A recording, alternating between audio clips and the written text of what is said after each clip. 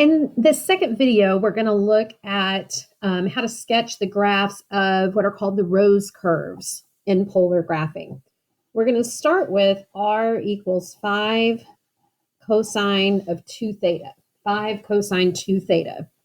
And again, I'm going to graph these using the same strategy as I did in the previous video, where we're going to sketch that graph down here in the rectangular way that we're used to, making the y-axis correspond to the r and the x-axis be our theta.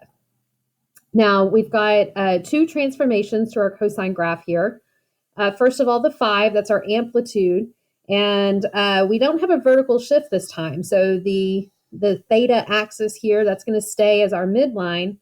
If I have an amplitude of 5, that means we're going to go as high as 5 and as low as -5 from that midline. This 2 on the theta, this is going to affect the period of the cosine graph. So if you remember, your period is going to be equal to 2 pi divided by the b value, which in this case is 2.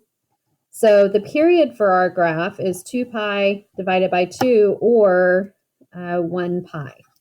It means we're going to get 2 cycles of cosine within the normal period of 2 pi. So I'm going to start by marking off our axis angles. And kind of stretch those, mark those out a little bit. So we're going to graph this a quadrant at a time. And there's the top and the bottom of the graph.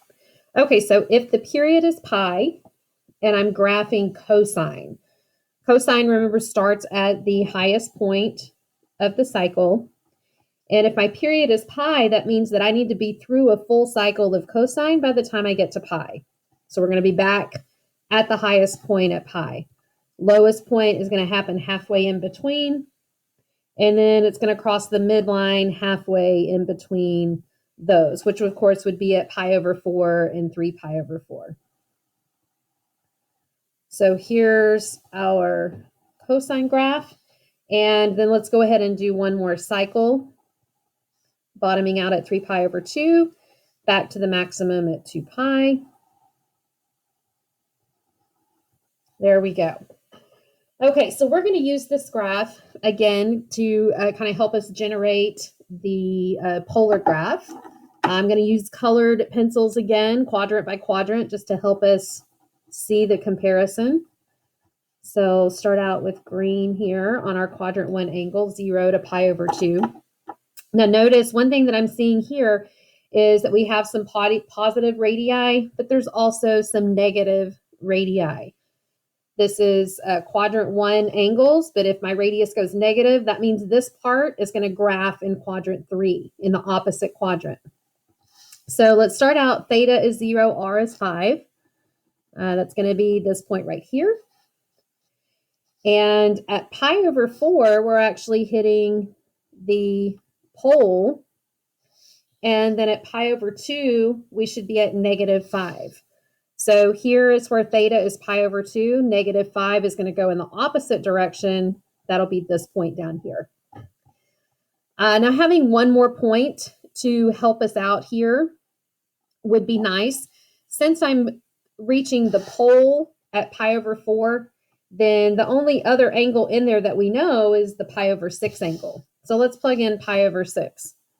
5 times cosine of 2 times pi over 6. That becomes 5 times cosine of pi over 3, which is 5 times 1/2, or 2.5. So that's awesome. At pi over 6, 2.5 is the point. And so this, and then let's get another point over here in quadrant 3. I'm going to use the other angle that would be in here is pi over 3. So 5 times cosine of 2 times pi over 3, that's just cosine of 2 pi over 3, which is -1/2. And so I get -2.5 at the 4 pi over 3 It would end up on the 4 pi over 3 spoke, but sorry, it's the pi over 3 angle with a negative radius of 2.5, negative 2.5. So here's what our curve is going to do.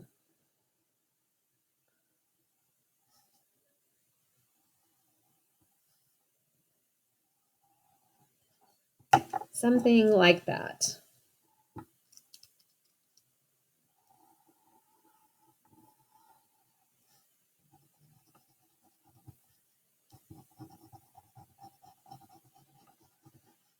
Okay, quadrant 1 angles.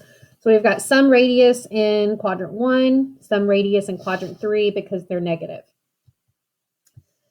Now our next quadrant 2, from pi over 2 to pi, notice is doing really the same thing. Starting out negative, which means I'm going to start out, these are quadrant 2 angles. If the radius is negative, that means it's going to graph in quadrant 4. And then I'm going to end up in quadrant 2 at pi, radius of 5. So there's that point right there. This really is going to kind of be like a weird reflection here. This same point, the 2.5 that happened on the pi over 3, it's going to happen again over here. And then the point that happened at pi over 6 is going to happen at the 5 pi over 6, right here, 2.5. So we're coming up through the pole into quadrant 2. Starting out in quadrant 4, because we're starting out with negative radius, ending up in quadrant 2, because the radius goes positive.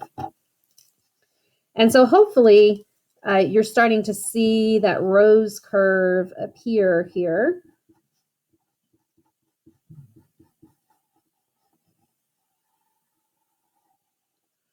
Let's go on to quadrant 3. From pi to 3 pi over 2, we're starting out graphing positive radius. Those will be in quadrant 3, but then it goes negative. So this part is going to graph in quadrant 1. We're going to end up at 3 pi over 2, negative 5. So let's plot that point. 3 pi over 2 is here. The negative 5 is going to go up here, right there. We're going to get these same 2.5 values. Those are going to keep happening at the angles on either side of our pi over 4 angle where it's crossing here, in this case at 5 pi over 4. So at the pi over 6 and the pi over 3 angle, we're going to be at 2.5. So 7 pi over 6, 2.5. And then 4 pi over 3, negative 2.5.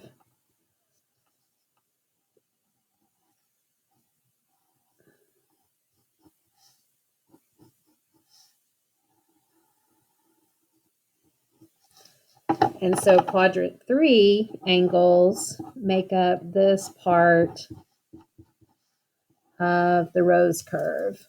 Let me get my pencil to work a little better. There we go. All right, and we've got one more quadrant to go. I think hopefully by looking at this, you can tell how this is going to finish out. We're going to end up over here where we began. We're going to have those same 2.5 radii to help us out.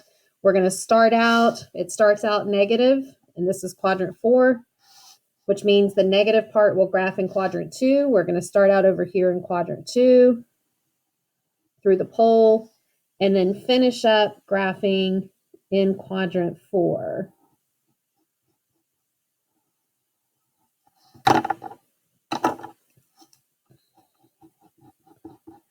And there's our quadrant 4 angles, yeah. So we get a rose curve, 4 petals for 5 cosine 2 theta. All right, we're going to do one more rose curve. I'm going to change a couple things. We're going to change it to sine, And we're going to do 3 theta. R equals 5 sine 3 theta. So in this case, we're still going to max out at 5. Minimum will be at -5. But our period is really going to change here. This 3 means I need to get 3 cycles of sine by the time I get to 2 pi. We need to complete 3 full cycles. My period is going to be 2 pi divided by 3. So let's say I'm going to mark off 2 pi over 3 here. And I need to complete a full cycle of sine. So halfway would be pi over 3. Sine starts in the middle. Maximum, middle, minimum, back to middle. That's 1 cycle. If I go another pi over 3, that would be pi and then 4 pi over 3. I need to have another full cycle by the time I get to 4 pi over 3. So maximum, midline, minimum, midline. And then 5 pi over 3 and 2 pi. I did not space that well. We'll just erase that part. 2 pi will end right here. So again, maximum, midline, minimum, midline. So here's 1 cycle of sine, 2 cycles of sine, and a 3rd cycle of sine. There we go. So 3 cycles of sine by the time we get to 2 pi. Now I still want to think about this in quadrants. So pi over 2, that's going to be halfway between pi over 3 and 2 pi over 3. Whoops, I never put 3 again. Pi over 2. So there's quadrant 1. We've got pi here, which ends quadrant 2. And then 3 pi over 2 is going to be halfway in here. And then 2 pi. So quadrant 1, notice that it starts out positive, but then we do have this last part here where it goes negative. So let's plot these points that we can see here. Here's a maximum radius of 5. It's happening halfway to pi over 3, which of course would be at pi over 6. So pi over 6, 5. We're starting at the pole, by the way. I skipped over that point. When our theta is 0, our radius is 0. So we're starting at the pole. We're going to go out to this. I'm just going to go ahead and draw that. We're getting another rose curve here. So these are going to be kind of like petals again. Out to that 5. By pi over 3, we're back to the pole. Back to the pole. And then we go negative. So pi over 2, I need to end up at -5. Here's pi over 2. -5 would be down here. And this curve, so again, we started at the pole. We went out to 5, back to the pole. And it's going to go down to -5.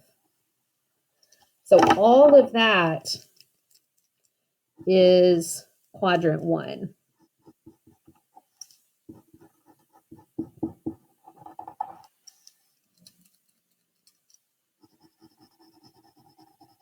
There we go. All of that is the quadrant 1 angles. All right, let's go on to quadrant 2. Quadrant 2, we're going to pick up where we left off right here. By the time, and all of this is going to end graph in quadrant 4 because we're talking quadrant 2 angles, but these are negative. So quadrant 4, we're going to come back to the pole at 2 pi over 3. And then this point, we're going to reach our maximum. Halfway between 2 pi over 3 and pi, that of course would be 5 pi over 6. So at 5 pi over 6, we're going to be out there at that maximum point. And then by pi, we're back to the pole. So what's going to happen again, it's going to go to the pole, out to this point out at 5, and back to the pole again.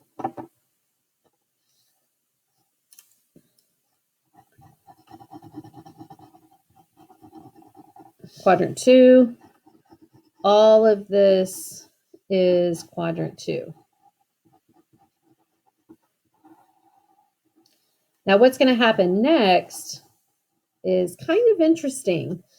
We get to quadrant 3 angles here. Thetas are in quadrant 3, but I'm graphing negative. So this part right here is going to graph in quadrant 1.